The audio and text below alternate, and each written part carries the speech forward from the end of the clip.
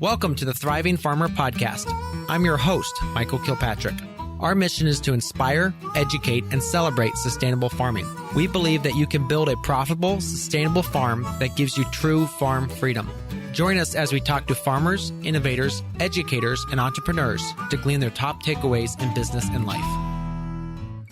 Hey, Thriving Farmers, Michael Kilpatrick here with yet another episode of the Thriving Farmer Podcast. And today my guest is Josh and Rebecca Tickell, who are the filmmakers of the recently released documentary Common Ground. This highly anticipated follow-up to their first film, Kiss the Ground, is an urgent call to action and offers a plan for how we can save the future, heal our climate, and fix our broken food system, all through regenerative agriculture.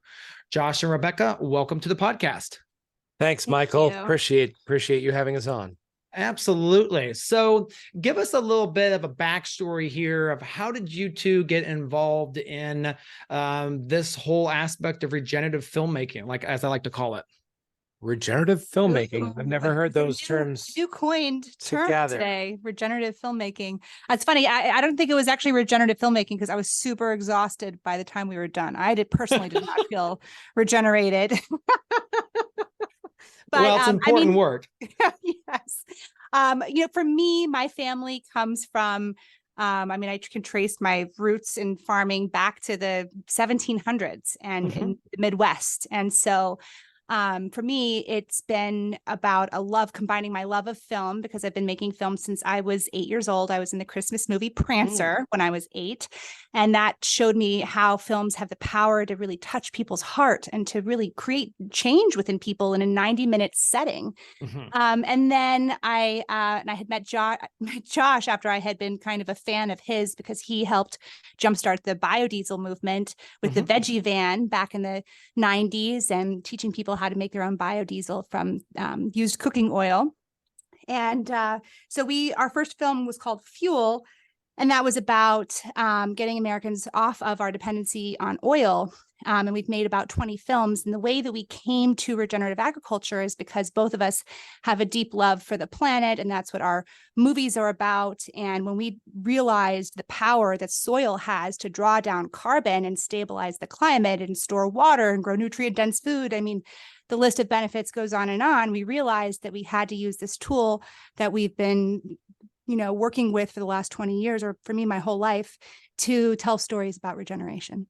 To make it so that people understood what that concept is. Because when we started, regeneration wasn't really a word that regenerative agriculture wasn't something that was in the media. It wasn't something that people knew existed. Obviously, these are based on indigenous practices combined with, sort of modern agriculture is how we're looking at it today. But we could not do it. That's how we got to it. Absolutely. So then your first, there's two, you've done 20 films, but your last film, the Kiss the Ground film, did you have any idea that it would become so big? Kiss the Ground took 7 years to make. Wow. And there was a lot of faith poured into that film every year, almost every day that we worked on it. We told everybody it was going to be huge. Yeah. But we might have said that before, right? We may have said that on another film before. The reality is, we knew that we had to keep making environmentally focused films until people started to get it. And after you make 17 or 18 of these things, it's like, wow, are they ever going to get it? And I think that's where we were at by the time we got Kiss the Ground done. And of course, we got the film finally done after 7 years. Woody did the narration. Oh my goodness, it's finally coming together. It's going to be a great movie. Oh, we got a premiere in Tribeca. Wow. Oh, red carpet and celebrities. And it was early 2020. And so we'd worked for 7 years to build this incredible team and film and hashed out all the details and the science and the farmers and everybody came together. And this wonderful premiere was about to happen in New York. And then we were going to have Giselle Bundchen and Jason Mraz was going to sing. It was going to be Earth Day at Rebecca, this huge thing. And then people started getting sick with this funny virus that, stopped your ability to smell. And we were like, well, they're not going to shut down New York City, of course. Meanwhile, we couldn't smell anything. Yeah. Next thing you know, everything was canceled. Yeah. So it was a trial and tribulation after trial and tribulation, all the way through fighting to get it onto Netflix at the last minute because the theaters closed. I mean, it was just a brutal, long process. I mean, the movie didn't stand a chance. That's the reality. Yeah. But I think what we realized early on was that the regenerative agriculture movement had something that all of the other environmental work that we'd done was missing. And that is this coalescence of very strong Midwestern community people and farmers with left and right coast environmentalists. And it was like, wait up. Whoa, we got like red, we got blue, we got purple. And it's everyone is pulling in the same direction. No one's deriding each other. There's a tremendous amount of respect and understanding.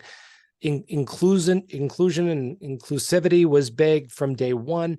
So we knew when we started reporting on it as a thing, as journalists, we were like, this could be big. Like if the movement can hold itself together long enough to get this big concept out. And then of course the climatological implications were huge. Something where you're actually fixing carbon into soil at a benefit to farmers, benefit to nutrition. You're bringing very different groups together to achieve a common goal. And that's why we continued to fight, especially through those last few years with Kiss the Ground, as we saw the film start to come together, because we were filming as the movement itself was coming together. And we were going, oh my gosh, if we can get this film out, if the movement can hold it, if. And then of course, COVID was a huge surprise and a shock to everybody in the entire world. But somehow the film made it through all of that. And it got seen by millions and then hundreds of millions of people around the world. We were getting texts.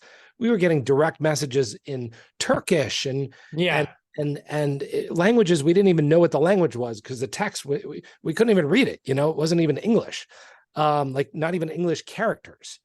And so, and people were showing us pictures of their compost bins and, the King of England reached out to us and said that Kiss the Ground was his favorite film. We were getting, he was the prince at the time, but we got to meet him as a result of that. But we also got to meet other incredible heroes in the movement. We were getting long impassioned, letters in Slovakian and Croatian and, parts of Africa. And by that point, the film had been out for a while, and we realized that the fight had been worth it. The movement was picking up steam.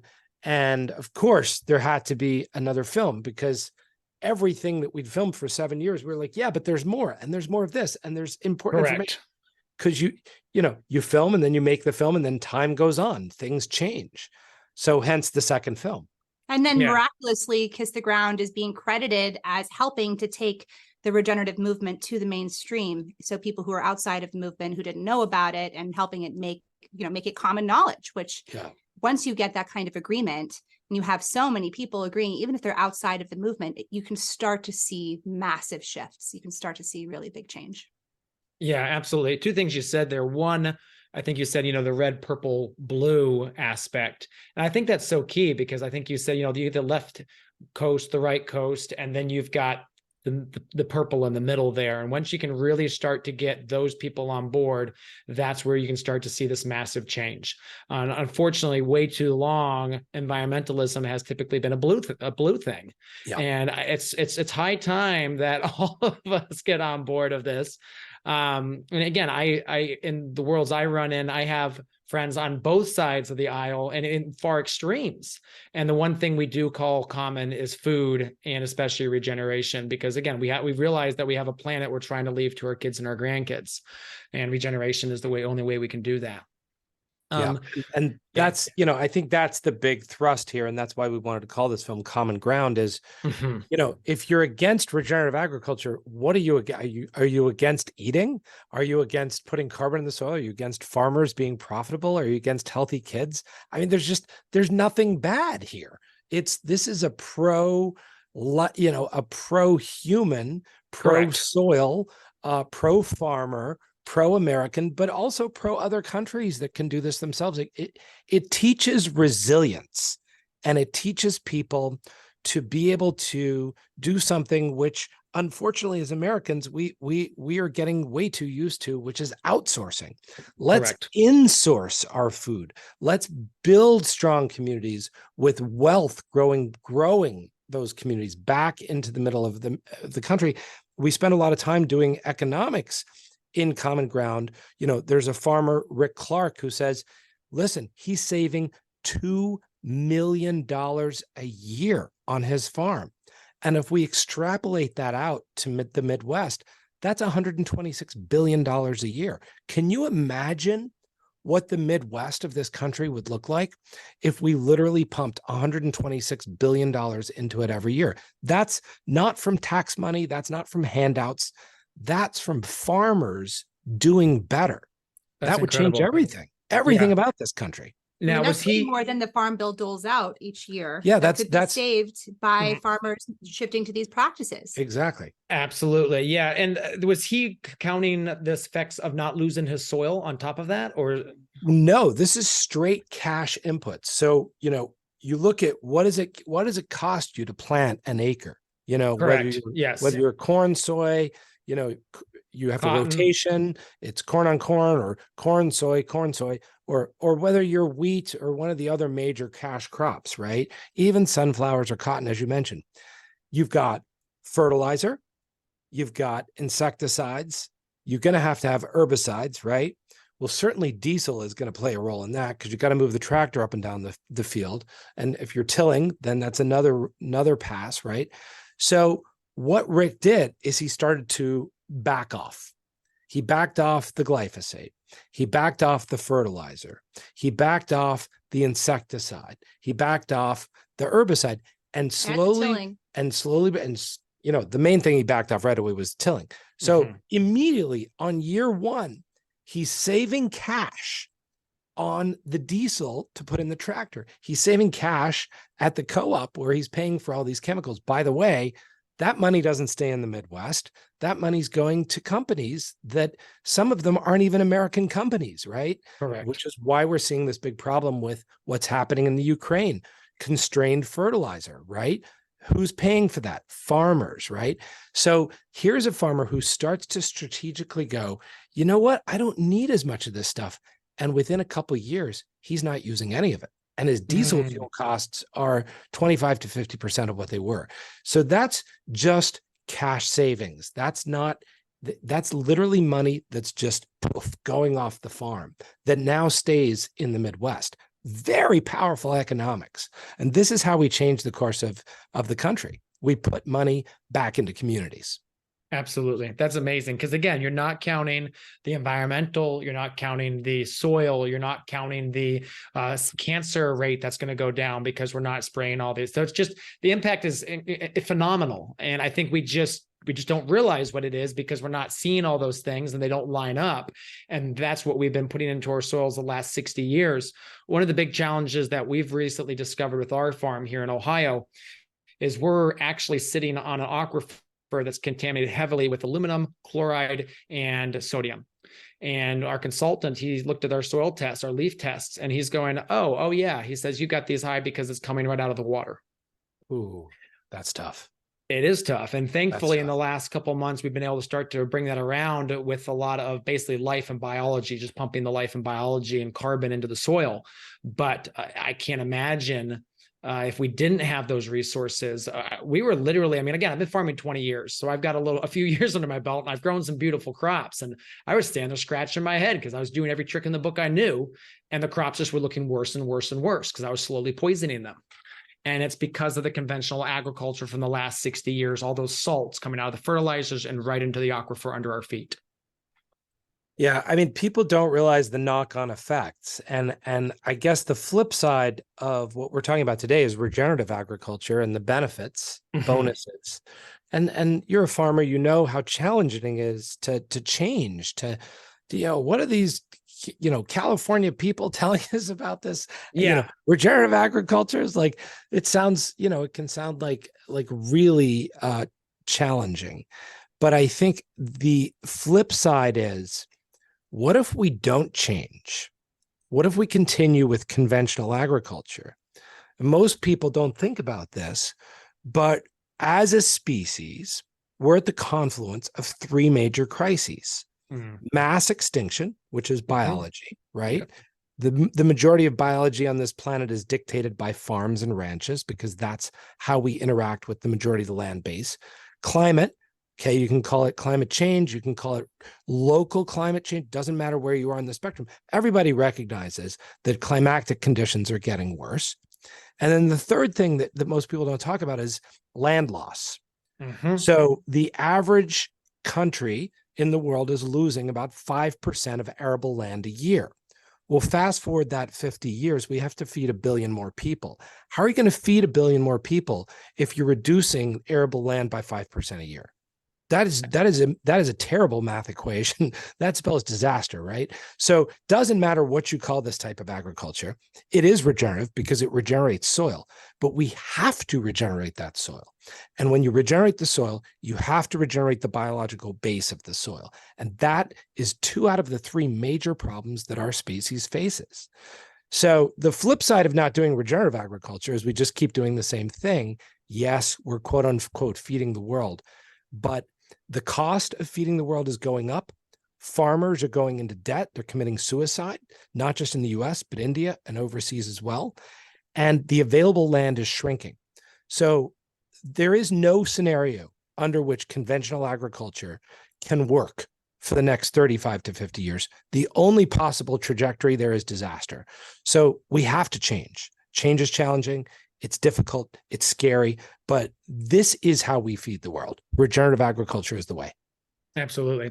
And I think you go back to that scary part. And I think the question of change, and I think that is the biggest challenge that these small farmers and larger farmers face.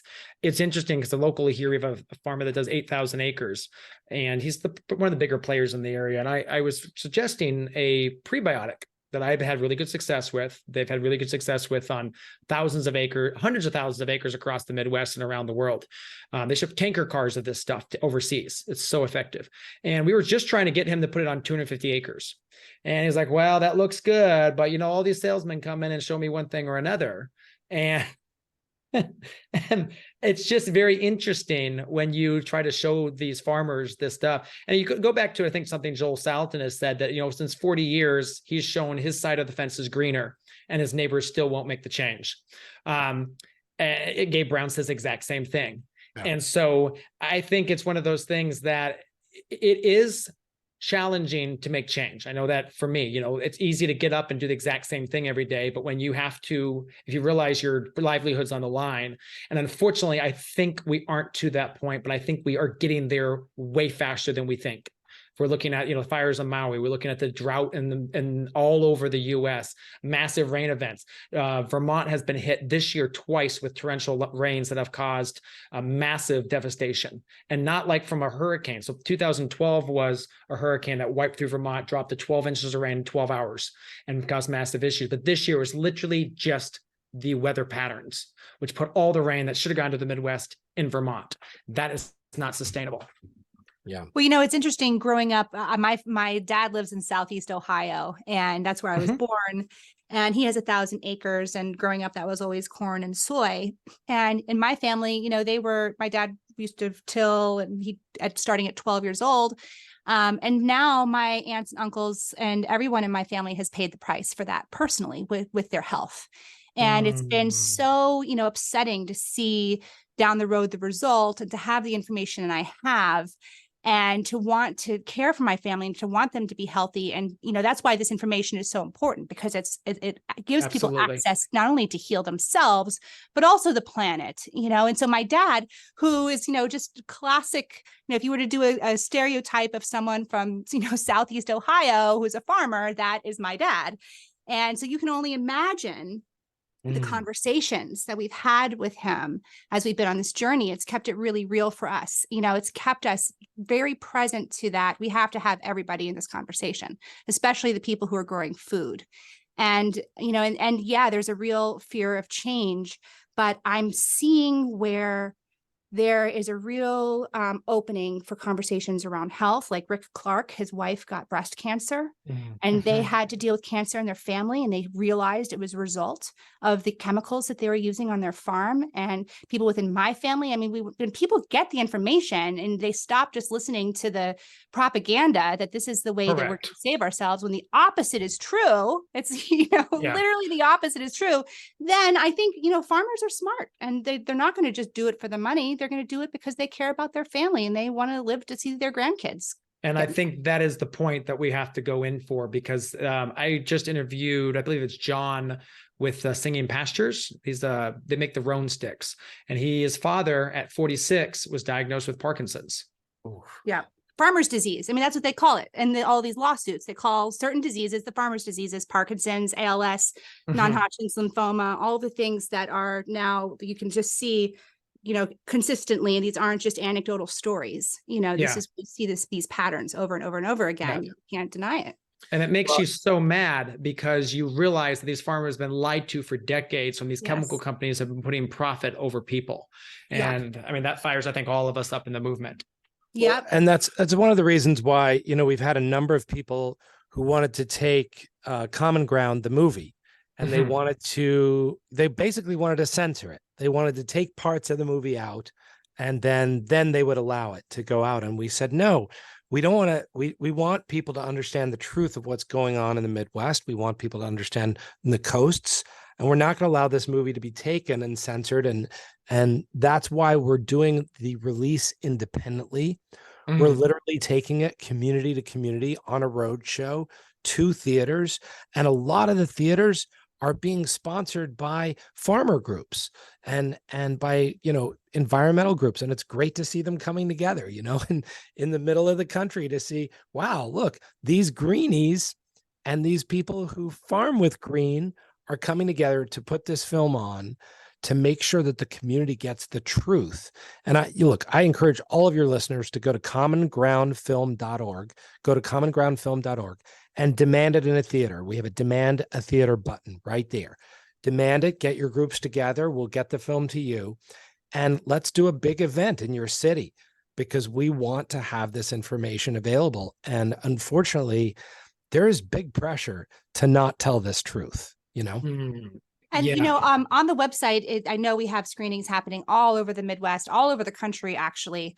It started at the end of September, going all the way through October, November, December. So it's coming to a theater near you. I don't think we even mentioned that the film has a bunch of movie stars in it. It's got Jason Momoa and Woody Harrelson, and Laura Dern and Donald Glover and Rosario Dawson. It's just a great cast of characters, but the real stars of the movie are the farmers. And we really go into the farmers' worlds, and we show, that sort of disconnect that people have from what our system of growing food is, and the hardship that our farmers are enduring. When people talk about this, they get really angry at farmers because they think it's the farmers' fault, and they don't realize that they are literally debt serfs to the chemical companies. And that they're paying the highest cost of anyone. And they're also listening to what a lot of the government not mandated, but the government information, as it were. Because again, the government in one aspect is listening to the chemical companies. Exactly. Yeah. That's exactly right. So the film really goes deep into this. I mean, the film is a bit controversial, because we really are open about the fact that the science has been altered by, the influence of money from chemical companies. And then we talk about, scientists who are out there in the field looking at the real effects of neonicotinoids on insects, and also, how it's affecting our health and our kids' health and our brain chemistry. And I mean, everything that we're facing right now in some way or another comes to this point where it intersects with how we grow our food. Every problem to some degree intersects with this. This is being the biggest problem that we as a humanity face. And the amazing thing is that if we empower our farmers, That's how we can turn this whole thing around. And so that's been a big missing from this. That's been part of the disconnect. And that's why common ground was so important to us, because we want people to come together and rally for the farmers and to support the people who are growing food so that we can be empowered as a country. And like, we don't have to argue about whether climate change is real or not. Farmers are out there dealing with soil degradation in real life and the cost of that. So we don't even have to talk about that anymore. What we can talk about is how can we support farmers through a variety of ways. And that's what common ground really addresses. That's awesome. So Corinna, this week we're talking about your customer is their hero, not you. Can you expand upon that? Yeah, Michael, this is a really common problem that you see across all industries and businesses where the business talks about themselves more than they talk about the client. We exist to solve a problem for a customer. And so we need to make them the center of the story. They are trying to like reach their promised land, right? And our product is the means to that end. And so we want to turn them into the hero. We want to get them to their happy ending. And we take on the role of the guide in the story. We're not the main character. So that means that when we're messaging our product, when we're on social media, when we're writing emails, we're not talking all about ourselves. We're always trying to spin and weave that message into their story so that they find common ground with us. So I know one of the big things that people like to talk about on their farm is like, hey, we're planting the carrots this week, or hey, we had a big hailstorm and it flattened some of the crops. How do you take that and then turn it into something that is them the hero? Yeah, well, I think for an example like that, we know that customers sign up to be members of farms or they shop from farmers markets because they want to feel like they're supporting their local farmer, right? And so they do want to know these stories. They want to know what's happening on the farm. But I think when we're talking about it, we always need to kind of spin it in light of thanks for supporting your local farmer. We want to make sure you know the story behind your food, right? We're always thinking about, why am I telling this? Why am I sharing this information? I want to explain this in a way so that they feel like that transparency piece is happening and they're getting that need stroked, right? Okay, so everything just needs to be in the lens of the customer being the hero. Yeah. What does the customer want from you? Why are they buying your product? It isn't just for the product itself. They actually want something else. And so our messaging needs to also illustrate that. We need to tap into all those other deeper needs that they have, like transparency and wanting to know the story behind their food and wanting to know they're supporting a local person. And our messaging can talk about that as well. Awesome. If you want more farm marketing tips like this, check out my top rated weekly show, the My Digital Farmer podcast. I teach marketing concepts and interview lots of farmers to find out what's working and not working in farm marketing to help you find more customers, increase your sales, and build a strong brand for your farm. Look for the My Digital Farmer podcast on your favorite podcast app. Now, you also have an initiative called 100 Million Acres. Talk to us about that. So 100 Million Acres, which is 100 and then the word million and then the word acres.org, 100millionacres.org. It is an initiative to get a tipping point for regenerative agriculture for America. So specifically American, right? We want to get 100 million acres into certified regenerative agriculture by 2025. Now, look, it takes time to transition land, right? But you can enter a certification program. And we want to get that number because if you think about production ag in the US, rangeland, pastureland, and cropland, it's about 900 million acres, right? So 100 million acres is over 10%. That's a tipping point. And the big deal here is, look, individuals can participate. They can make a pledge. Farmers can make a pledge, but companies can make a pledge. And if you're a pledger to the 100 Million Acres Initiative, what it means is you pledge to put at least a minimum of 10% of your supply chain into certified regenerative agriculture by 2025. And we're launching with some huge partners, but there's even some other bigger ones that are coming. And so we see this as a place for major companies to say, okay, I'm going to make a commitment. And the difference between this commitment and some of the commitments that they made earlier, you know, some of those definitions that they made up about regenerative agriculture, a little wishy-washy. These are the certified partners that have gone through an extremely tight vetting process. They measure soil carbon. It's ongoing. This is a level playing field. We're agnostic. We've got 3 certification partners on the 100 Million Acres program right now. There'll probably be other certifications, but we want these companies not to go off and say, well, we're doing conservation tillage and maybe we'll use a lot of chemicals, but it's regenerative. Well, no, that's not regenerative. Actually, we know what regenerative is because people have spent years and years and years working on these definitions and these programs. So we want them to plug in to a level playing field. And I think we're launching with a lot of acres already in that initiative.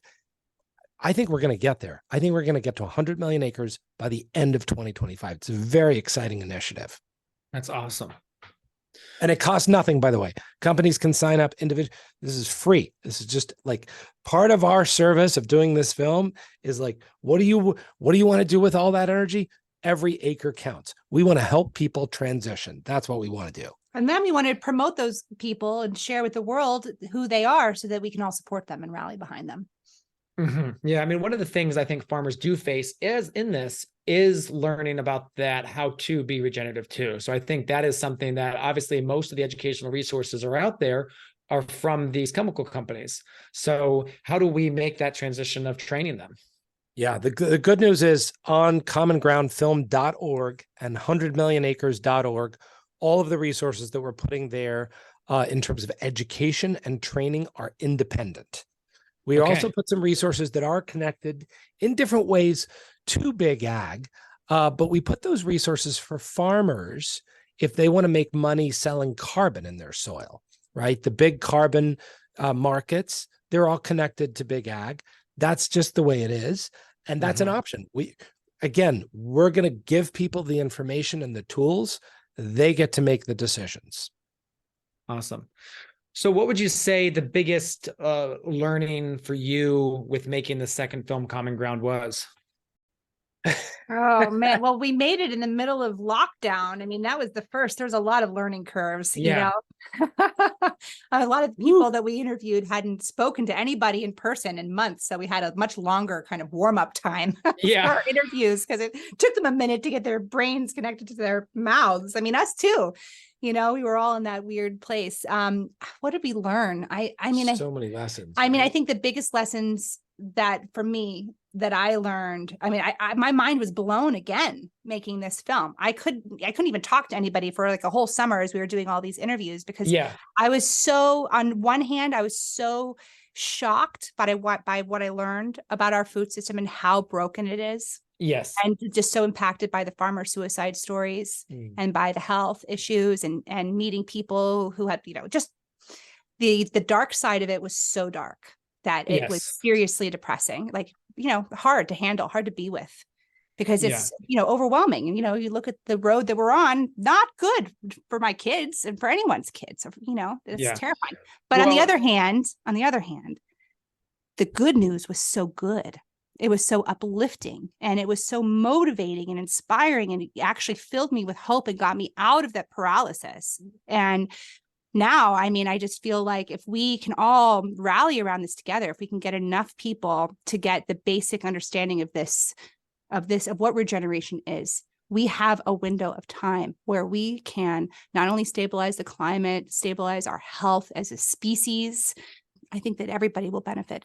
Our economies, our families. I mean, there's just, like you said earlier, there's no lose in this. It's all wins all around. Yeah. And I want to add two things to what Rebecca said. And I'd say two of our biggest lessons. One is when we did Kiss the Ground, the movie, our big question was, is this possible? Like, could this grow? Could more than just a handful of farmers do this type of thing? And with Common Ground, the answer became super clear as we filmed. This is possible and this is happening. So those two lessons happened real fast. And then the other lesson, like Rebecca said, is not only is this possible, not only is this happening, we got to do this. Yeah. We got to do this. We got to do it as quickly as possible. And part of the power of doing this is a lot of the division that we see in America is a myth. Like when you really drill down, people agree on the big issues of food and farming and soil And these are the things that matter, right? So the biggest, most powerful thing about common ground is that there is common ground in our country. And now is the moment to seize that. So, we're really putting a call to action out to everybody. Join our initiative. Join the 100 Million Acres Pledge that comes from the Common Ground movie. Share the trailer with everyone you know across all social media. Don't let the film be censored. Make sure that you get everyone out to see this film and to have a conversation at the theater, and help us grow the movement. Let's get this done. This film is a tool so that we can succeed at that. Yeah. And the film will be made, it's going to be made free to every school, just like Kiss the Ground was. Mm-hmm. That'll start in January. So, we put a lot of energy into getting this information out there in a way that there should be no barrier for people to be able to get this information. We want you to see this movie. Help us get it out there. And then own it. Take it. Yeah. And share it with your community. Absolutely. Well, that is awesome. I appreciate Josh and you guys so much for your time today. Rebecca, so much for your time today, coming on and sharing that. It's exciting to see movies like this made. I know about like a decade ago, a little bit beyond, I was like, we need some of these, like these feature films that I've seen about other things that need to start hitting this topic. And now we have them coming out. So that's so awesome to see. And I think the thing that's really cool is the success. Because one of the things that we kept talking about in this regenerative movement, and I kept talking to people that were like 10, 15 years ahead of me, is like, oh yeah, it's really great to do this. It's like, oh, that's great. But until you start showing how the numbers work and how the profit works and how this can be possible and replicated, people are not going to invest in it. And so now we're starting to see this, especially in this latest film here, of how it's just really making that massive financial difference. Because unfortunately in this country, money talks. And when we can see that, you said that $2 million and just the cash, that really people start to pay attention to that. And it's unfortunate, but it is fortunate that we start to see that proof, as it were, and how that can really start to make a huge change. Love it. Love what you're doing on your farm. We hope that you can bring, after harvest, we're making the film available to farmers across the country. We have something called the Film on the Farm screening series. We'll ship you a blow-up screen. We have a kit. Actually, we have a couple of them because so many people want this. We ship you a kit. It comes in 4 big boxes. It's got a blow-up screen. It's got a DVD player, speakers. You literally set it up in a farm field and you invite everybody. And that's the Film on the Farm series. We're doing them on farms across the U.S. after harvest this fall. So yeah, let's get a screening going on your farm. Yeah. Absolutely. My dad watched Kiss the Ground, so you could imagine how that went. Although he did have some notes, he grew his first regenerative organic food after that. And I'm telling you, cool. if my dad can do it, then anything is possible. Yeah, no, that's awesome. Yeah, we have a big white barn that we could also project it on, but a blow up screen would be just as cool. That's awesome. Yeah, we definitely want to do that. That's one of the biggest things that, our little community, our little city is a food desert in one aspect. There's no real grocery store. And that's why one of the reasons why we chose the city we're in. What city is it? It's a little city called Carlisle. There's only 5,500 people, but 5,000 people is the definition of a city. That's right. Yeah. Yeah. So yeah, anyway, but it's a little tiny town on the edge of Dayton, or city on the edge of Dayton. Okay. Yeah. Right there in Ohio. Well, yeah. Well, let's get the film to you and you to the film. Go Buckeyes. And yes. Yes, thanks for your hard work and your patience and thanks for spreading the message. And thanks to all you farmers out there who work so hard to feed people. We honor and respect you, and we're here to support you. Absolutely. They are the stars. Well, again, thank you both so much. This is great. Appreciate your hard work over the last many years of making this happen. And we're excited on our end to share as much as we can and get this out to folks. Awesome. Have a great day. Thanks for having us on. Absolutely. Take care. Bye. So there you have it, another episode in the books. So I'd love if you would hop on over to iTunes and leave us a rating and a review. Those mean everything to us. We love to hear what you're thinking. If you have a podcast guest that you can recommend, please pop on over to the Thriving Farmer Podcast website and leave us a review. That's thrivingfarmerpodcast.com.